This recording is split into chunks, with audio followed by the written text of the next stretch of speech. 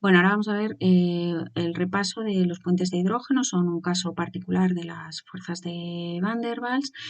En realidad se dan la definición de estas fuerzas intermoleculares, que son por otra parte las más fuertes de todas, y nos piden comparar unas moléculas y decir cuáles son las que tienen mayor punto de ebullición o de fusión, es decir, los que tienen los enlaces más fuertes, intermoleculares, pues serían los que tienen puentes de hidrógeno, ¿vale? Luego estarían las de fuerzas de Van der Waals, pero el puente de hidrógeno es la fuerza intermolecular mayor en moléculas covalentes.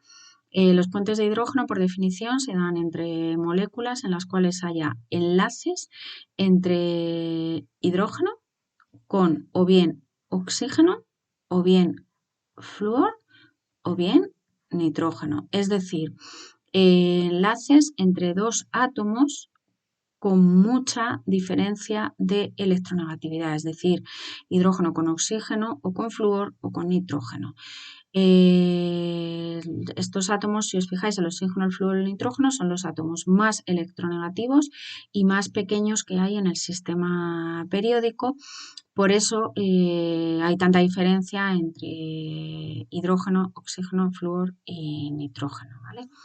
Entonces, aquí lo único que nos van a pedir y que tenemos que identificar es, pues, cuál es o sea, qué moléculas tienen puentes de hidrógeno. Es tan sencillo como que si nos dan esta y nos dan esta, la que tiene puentes de hidrógeno es el fluorohidrógeno, ya que hay un enlace entre hidrógeno y flúor, es decir, un enlace entre dos átomos. Atento a esto que voy a decir porque es lo que tendréis que decir si os piden decir cuál tiene puente de hidrógeno, no solo decir fluorohidrógeno y punto, sino decir que es el fluorohidrógeno, ya que tiene un enlace entre flúor e hidrógeno, es decir, dos átomos con mucha diferencia de electronegatividad. Los puentes de hidrógeno se dan entre oxígeno, flúor y nitrógeno con hidrógeno, es decir, átomos muy pequeños y muy electronegativos con el hidrógeno, ¿vale? En este caso tendría el fluorohidrógeno puentes de hidrógeno, el clorohidrógeno no, porque no tiene ni oxígeno, ni flúor, ni nitrógeno. Y en cualquier caso, el punto de fusión y de ebullición del fluorohidrógeno siempre será mayor que el del cloruro de hidrógeno, porque sus moléculas forman entre sí puentes de hidrógeno. ¿De acuerdo? Entonces esto lo van a preguntar de diferentes maneras, pero lo único que tenéis que detectar es eso, si hay enlaces entre estos tres átomos y el hidrógeno, y decir que es porque hay mucha diferencia de electronegatividad. Son átomos muy electronegativos y muy pequeños. Ahora haremos algunos ejercicios con puentes de hidrógeno. Por ejemplo, os había propuesto hacer entonces el 8D. Vamos a ponerlo por aquí. A ver, el 8D. Vamos a subir esto. Lo único que tenéis que tener un poco presente es esto que os he dicho. Y en base a eso, pues os van a preguntar diferentes cosas. Entonces, vamos a ver el 8D. Entonces, fijaros, si coges el boletín de ejercicio y vais al 8D, tenéis el tricloruro de boro, ¿vale? El BCl3. Tenéis también el PAI y el NH3. ¿Vale? Fijaros que entonces la mayoría de las veces que os pregunta por los puentes de hidrógeno simplemente es esto y os dice que digáis cuál es el que tiene puente de hidrógeno. Pues obviamente el que tiene puentes de hidrógeno es el NH3. ¿Por qué? Porque está unido el hidrógeno al nitrógeno, que es un átomo muy electronegativo y pequeño, con lo cual la nube de electrones está muy desplazada hacia el nitrógeno y se crean lo que se llaman puentes de hidrógeno.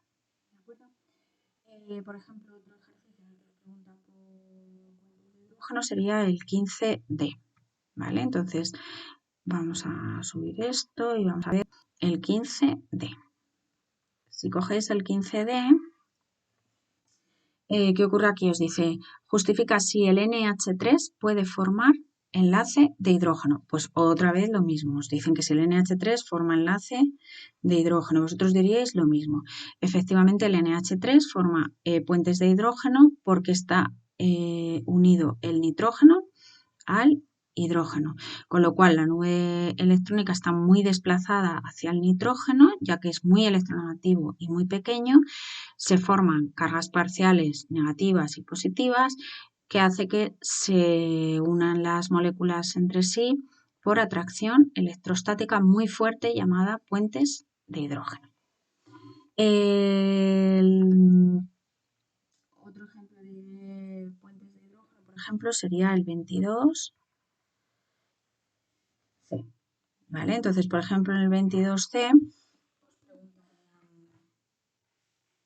22C lo mismo, os dan NH3, CH4 y HF. Y os dice que cuál tienen puentes de hidrógeno. Pues obviamente los que tienen puentes de hidrógeno son el amoníaco y el fluoruro de hidrógeno, ya que son moléculas con enlaces entre átomos muy pequeños y electronegativos como el flúor y el nitrógeno con hidrógeno. Esto hace que las moléculas tengan cargas parciales positivas y negativas que se unan por atracción electrostática muy fuerte, o sea, que nosotros llamamos puente de hidrógeno. ¿Vale? Esto simplemente os he puesto estos ejemplos de identificación de puentes de hidrógeno. Luego ahora en los ejercicios que os voy a proponer, que vamos a hablar también de propiedades, pues también tendremos que aludir cuando nos pregunten pues por qué tiene el punto de fusión o de ebullición más alto, pues muchas veces es porque presentan puentes de hidrógeno, porque yo os he dicho que de las fuerzas intermoleculares entre sustancias covalentes, las que tengan puentes de hidrógeno son las que van a tener los puntos de fusión y de ebullición más altos, ¿vale? Los que no tengan puentes de hidrógeno, pues no van a tener los puntos de fusión y ebullición tan altos. Pero vamos a ver cómo nos lo pueden preguntar en el siguiente vídeo, en el que haremos ejercicios con pues polaridad, fuerzas de Van der Waals y propiedades.